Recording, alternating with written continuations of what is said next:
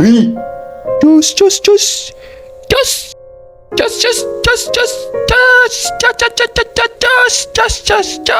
그러니까 거의 완전히 맥이야. 맥이 하도 값싸다서 이 세상이 세계 경제가 우회될지 몰라.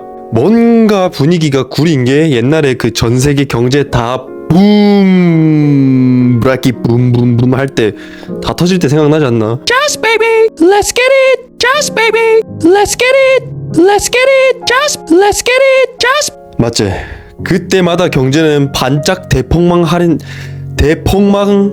기간이었지. 결국엔 경제가 회복했고 회복을 넘어서 더 좋아졌으니까. 근데 이 폭망 할인이 누군가에겐 폭망 할인이었는데 또 누군가에겐 폭망 파산이었다 이거야. 으이! 그러니까 이 경제 위기는 내 지갑 살찌우는 것도 좀 중요한데 그거보다는 내 지갑이 안 털리게 대비하는 게 더 중요하다 이거야. 으이!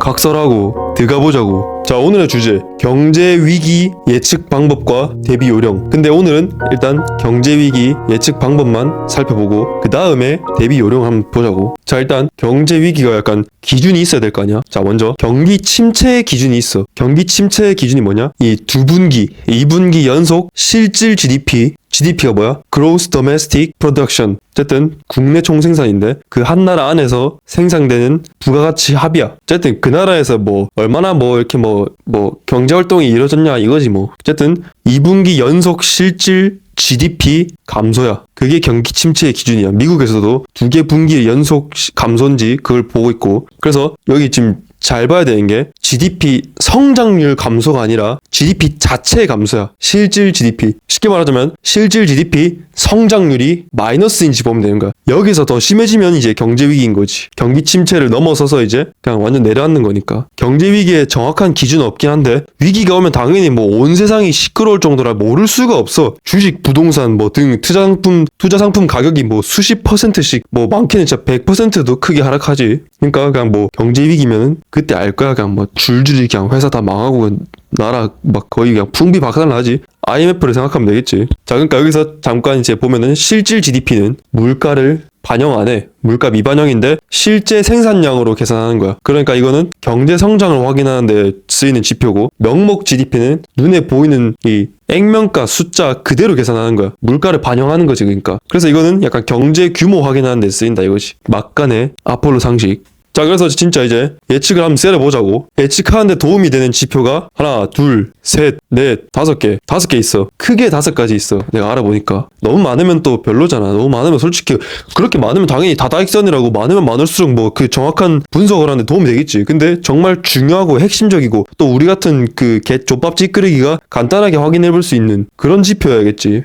자, 그래서 첫 번째 한번 알아보자고. Let's get it. GDP야. GDP 확인하는 거. 실질 GDP가 얼마나 연속해서 감소한지 보면 되는 거야. 경기 침체 방금 얘기할 때 그런 거 이미 방금 경제위기 그 기준 얘기할 때 얘기했지. 그러니까 그때 GDP 확인해야 되는 거야. 근데 한국뿐 아니라 미국도 확인해야 돼. 미국이 세계 경제의 중심이니까. 그러니까 앞서 말했듯 이 경기 침체를 확인해야 되는 거야. 이 위기는 예고 없이 찾아오지 않는다 이거야. 으이! 항상 단서가 있어. 평소에 꾸준히 분기별로 이 지표를 확인해야 되는 거지. 이 2개 분기 지나서도 연속으로 또 GDP가 감소하는지 봐야 된다 이거지. 실질 GDP 성장률이 연속으로 이 3개 분기 동안 마이너스를 보이면 조짐이 보인다 이거지. 라인 미쳤고. Let's get it. 자, 그리고 두 번째. 이게 진짜 만약에 딱 이 5가지 중에서도 보기 귀찮으면 진짜 이거 하나만 봐야 돼. 이거 하나는 꼭 봐야 돼. 알겠지? 이거 하나는 꼭 봐야 돼. 뭐냐? 그게 바로 장단기 채권 금리차. 자, 가보자고. 내용이 좀 길어. 가보자고. 머리 단디 싸매라. 가보자고. 자, 이 위기의 가장 중요하고 결정적인 지표는 장단기 채권 금리차야. 지금 말하는 채권은 국채야. 국채, 나라에서 발행한 채권. 자, 일반적으로 장기 채권은 이자율이 높고 단기 채권 이자율이 낮아. 그러니까 돈을 어느 기간 동안 빌려줄지에 따라 받아야 될 이자가 다르니까. 지금까지 위기가 올 때마다 위기 시점 직전에 단기 채권 이자율이 장기 채권을 이렇게 넘어서는 일이 지속적으로 반복되다가 회복했다는 거지. 살펴보니까 지금까지 과거의 예시를 보니까, 과거의 경제위기 상황을 보니까. 그리고 세계경제 폭망했다 이거지. 그 장단기 금리차가 역전됐다가 단기 채권 금리가 장기 채권 금리보다 더 높아졌다가 그게 다시 정상적으로 회복됐을 때. 그 이후에는 언제나 시기의 차이는 있지만 경제가 폭망이 왔단 말이지. 뭐 일단 주입식으로는 이렇게 알면 돼. 아따 막 그냥 다 필요 없고 그냥 금리차 역전이 회복되면 곧 내 인생도 역전할 순간이 오겠노. 해도 된다 야 이거야. 하지만 그러면 한계가 있다는 것을 너도 잘 알 거야. 그거는 피조물들이나 그렇게 하는 거고 그냥 대가리에 쳐 박는 거는 넣는 거는 변형 문제가 나오면 못 푼다는 거를 니도 알 거야. 그게 왜 그렇게 되는지 그 메커니즘, 그 프로세스, 그 과정 그걸 이해해야 된단 말이지. 자, 그렇다면 금리차 역전 현상이 왜 일어나는 걸까? 그 전에 우선 한 가지 기억해야 될 게 있어. 금리와 채권 가격은 반비례한다. 그러니까 이 금리가 오르면 채권 가격은 떨어진다 이거지. 이거는 다음에 채권을 집중적으로 다룰 때 말할 거고, 일단 장기 채권은 장기, 단기 채권은 단기라 할게. 이제 금리차 역전은 단기 수익률이 오를 수도 있는 거고 장기 수익률이 낮아질 수 있어. 그러니까 장단기 채권 금리차가 역전된다 했잖아. 역전되면 원래는 그러니까 역전되는 게 단기가 장기보다 더 높아진다는 거잖아, 금리가. 이 말은 그러니까 두 가지 경우로 볼 수 있다 이것이. 단기가 높아지거나 장기가 낮아지거나 이렇게 볼 수 있다 이것이. 자, 이어서 가보자고. 이 직관적으로 이해하기 쉬운 장기 금리 떡락부터 보자고. 자, 우리가 보는 채권은 국채야. 국가에 돈을 빌려주는 거야. 그거를 장기간 동안 빌려주는 게 장기 채권이고, 국가에 장기간 빌려주고 그럴 수 있는 이유가 뭘까? 네가 누군가한테 돈을 장기간 빌려준다 생각해봐. 그 사람을 신뢰할 수 있고, 이 시간이 좀 지나서 한참 뒤에 그 사람의 재무 상태가 최소한 지금만 하거나 지금보다 더 좋아질 거라고 생각하니까 돈을 빌려줄 거 아니야. 그 돈을 빌려주는 그 사람, 그 상대가 국가일 뿐이다 이것이. 그러니까 투자자들은 경기가 안 좋아질 것 같을 때 혹은 안 좋을 때 장기채를 산다 이것이. 그 경기의 판단 기준은 GDP고, GDP 성장률이 낮을 때 장기채를 이렇게 사모으는 것이. 이유는 두 가지야. GDP 성장률보다 채권 수익률이 조금이나마 더 높은데 심지어 그게 안전하기 때문이지. 단 전제 조건이 있어. 그 나라가 시간이 지나서 회복해야 돼. 경기가 잠깐 지금 단기간 상황을 예측을 했을 때 안 좋아지는 거지. 그래서 채권을 사는 거지. 안 좋아지고 난 다음에 다시 회복해야 돼. 그게 전제 조건이야. 그러니까 그 안 좋아지는 순간 그게 위기니까, 리스크니까 그 위험을 관리하기 위해서, 해지하기 위해서 투자 자금을 채권으로 잠시 돌려놓는 거지. 그렇게 장기채 수요가 많아지면서 가격이 오르고 채권 이자율, 채권 금리, 채권 수익률은 떨어지는 거지. 자, 방금 장기채 금리가 떨어지는 거지. 이제는 단기를 보자고. 단기 금리 떡상을 보자고. 단기 금리 떡상은 금리 인상이야. 기준금리, 시장금리. 그러니까 초단기 채권 거의 뭐 1개월도 안 하는 거, 아니면 뭐 길어봐야 3개월짜리 그런 초단기 채권은 기준금리에 의해서 결정된다 이거지. 이 단기 채권도 매매로 인한 가격 변동과 수익률 변동이 있긴 한데, 이 초단기 채권은 초단기니까 그 기간 프리미엄, 기간에 따른 그 수익률 프리미엄이 없으니까 거의 없다시피 하니까, 장기채만큼. 그래서 프리미엄이 거의 없다시피 하니까 그 매매에 의한 그 수익률 변동폭이 낮다 이거지. 미미해. 그러니까 기준금리가 중요하다 이거야. 단기금리 떡상은 이 기준금리와 연동돼서 같이 오르내리는 거야. 자, 한편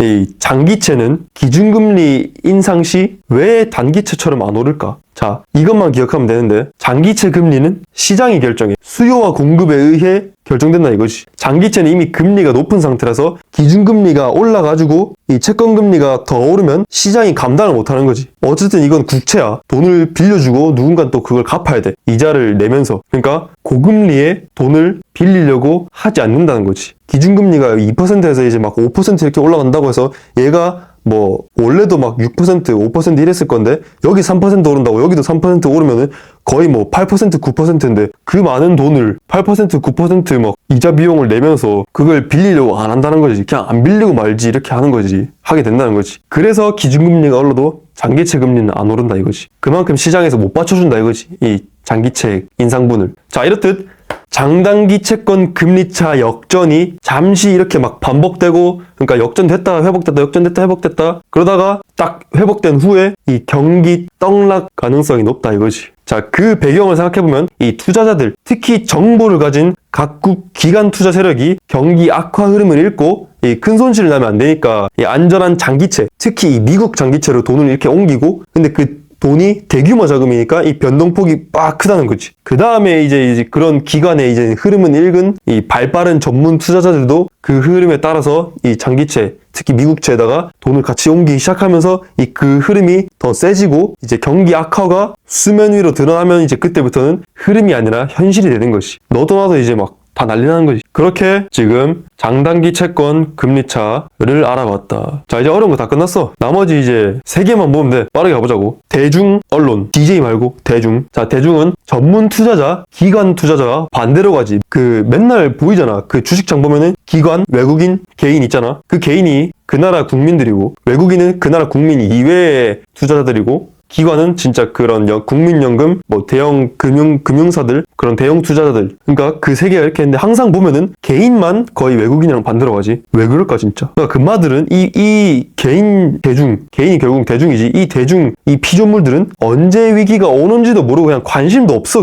그냥 그 모멘텀, 그 흐름을 따라가는 거야. 그냥 남들 더 사는 것 같으면은 폭락 지금 20%인데도 다 팔고 그냥 떡상 20%면 또 더 떡상 하겠지. 너도 나도 사니까 나도 사는 거야. 외국인 다 팔고 있는데, 기관 다 팔고 있는데, 남들 산다고 다 사는 거지. 남들 판다고 다 팔고 있고. 그러니까 증시가 폭락할 때도 개인이 외국인 기관의 매도를 다 받아내는 거지. 이번에도 우리나라 그 서학개미들이 기관이나 외국인들이 지금 그 미국 증시 다 던질 때 우리나라 국민들이 그걸 다 받아냈잖아. 그런 것처럼 대중의 분위기도 참고할 만하다 이거지. 항상 그들과 반대측에 서면 돼. 연락 뽕따이. 자, 언론도 살피면 좋아. 인마들은 경계해야 돼. 인마들이 위기라고 직접 말할 때는 진짜 위기가 아니야. 물론 진짜 폭망했을 땐 위기라고 말하겠지만 아직 폭망하지도 않았는데 위기라고 말하는 건 찐이 아니라는 거지. 폭망 세일이 시작되기 직전까지도 금마들은 조용하다 이거지. 왜냐? 언론은 비영리 단체가 아니야. 절대로. 제 따위니 지가요. Never ever. 언론도 돈독 제대로 오른 집단이야. 금마들의 수익은 이 기업 광고로부터 오지. 그리고 기업, 언론 등 이 막강한 덩치의 경제 주체들은 폭망 전에 잘 털고 나와야 돼. 그리고 금마들이 터는 그 먼지들은 방금 말했던 그 아둔한 그 피조물들, 누구? DJ, 대중들, 그 개인들이 받아내는 거고. 어쨌든 이렇듯 대중과 언론의 입장과 반대에 서서 생각하면 좋다 이거지. 참고만 하면은 괜찮다 이거지. 큰 시장의 그 분위기, 그걸 살필 수 있다 이거지. 믿을 수 있는 건 지표뿐이고 이건 약간 야매지. 자, 그 다음 4번째.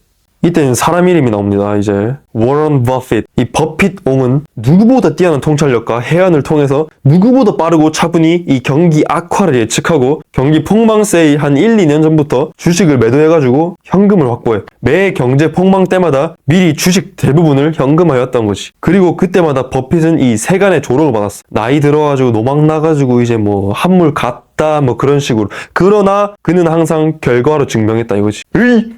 자신이 옳았음을, 자신의 예측, 통찰이 옳았음을. 그러니까는 그 할배의 움직임도 주목할 만하다. 그리고 이 할배는 현재 작년부터 꾸준히 현금을 모아오고 있다 이거야. 돈독이 제대로 오른 할배지.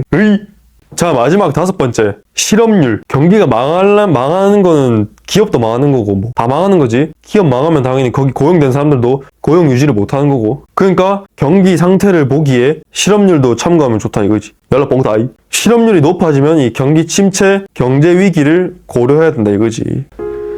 자, 이렇게 경제 위기를 예측할 수 있는 놈들을 살펴봤는데 어떤 놈? Just baby. Just. 그래, 시부리 봐라.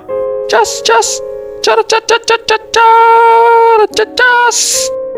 그래, 니 말 잘했다. 이렇게 폭망할 때 빛을 발하는 쌈뽕한 놈들이 있지. 그건 제일 처음에 시작할 때 말했듯이 다음에 들어가자. 목 존나 아프네 진짜. 초미세먼지 진짜 이빠이 씨. 어우 씨. 오늘 공부한 거 복습이나 잘하고 있어라. 어이.